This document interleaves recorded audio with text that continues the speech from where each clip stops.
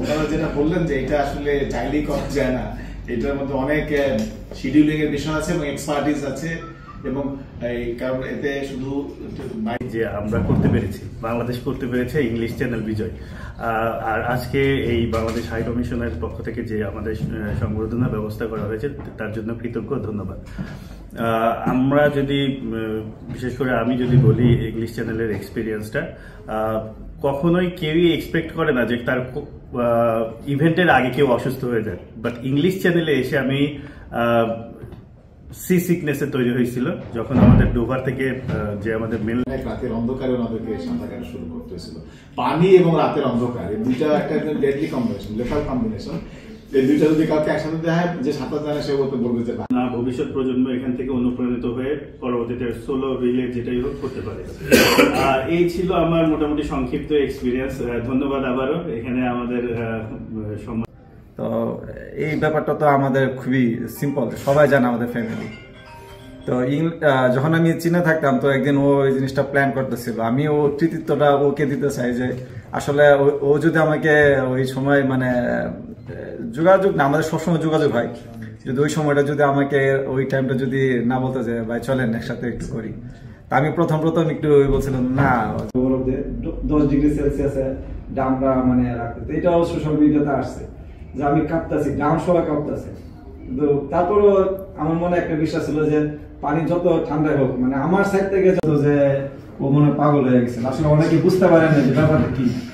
তারপর একবার আমি বললাম যে ঈদ গেছে তো গরু খেলে অনেক গরম লাগে, তো ডাবের পাশে থাকবে এলাকার মানুষ সবার প্রথম আমার প্রস্তুতি মানে ওগুলো ফিনিশিং করছে। তো আমাকে বলছে যে তুমি অলরেডি থাকো। ওই ঠিক ওই মুহূর্তে আমি সি সিকনেসটা আমার খুবই ধরছিল, কারণ হতে পারে যে 12 ঘন্টা পেটে স্ট্রং কিছু একটা ছিল, যে কখনো আমি ওরও বলি যে প্ল্যানটা এরকম যে আমি জবে ঢুকলে হয়তো আমি ট্রেনিং এর সুযোগ পাবো না। আমি চাই, কারণ আমি চাই না যে আমার জন্য যদি রিলেটিভ হবে, কারণ একজন মেম্বার অসুস্থ, একজন মেম্বার যদি ডিসকোয়ালিফাই হয় তাহলে সবাই শেষ। এটা আমার মনের ভিতরে দেখিয়েছেন। আমরা অত্যন্ত গর্বিত, মুগ্ধ, এবং আমরা মনে হয় যে আপনারা একটা ট্রেন্ড সেট করলেন আর যে তরুণরা আছে তাদের জন্য।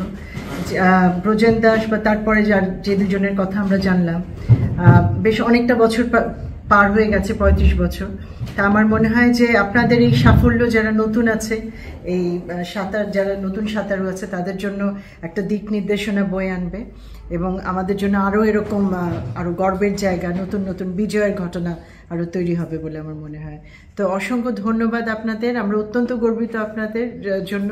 আমরা সবাই উঠে দাঁড়িয়ে ওনাদের জন্য একটা তালি। এবং আমার মনে হয় যে ওনারা এগিয়ে আসবেন, ওনারা দেশের জন্য সবাই কিছু করতে চান, চাই যে বাংলাদেশ মানে এগিয়ে যায়। কিছু ব্যাপার জড়ায় থাকে, তো আশা করি তখন হয়তো বা এখানে যোগাযোগ করবো, তখন হয়তো কিছু একটা সাপোর্ট পাবো। কারণ এই যে আমাদের এখানে প্রচুর চ্যারিটি অর্গানাইজেশন আছে, আমাদের ব্রিটিশ বাংলাদেশিদের।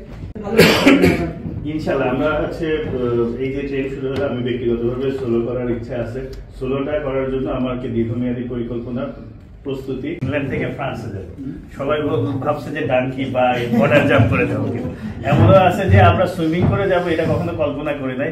মাঝখানে আমাদের ইললিগাল যারা এখানে আছে, মানে বিদেশি, বাঙালি না, আমাদের ভাবছে যে আমরা বাংলাদেশ থেকে ইংল্যান্ডে যাবো সুইমিং করে। তো আমাদের মানে ইনডিরেক্টলি প্রপোজ, এটা আমার জন্য সৌভাগ্যের বিষয় ছিল। আসলে আমাদের আজকের অনুষ্ঠানে খুব হঠাৎ করে করে, তো হয়তো আমরা আরেকটু প্ল্যান করে করতে পারলে হয়তো আরো ভালোভাবে আপনাদের অভিনন্দন জানাতে পারতাম। খুবই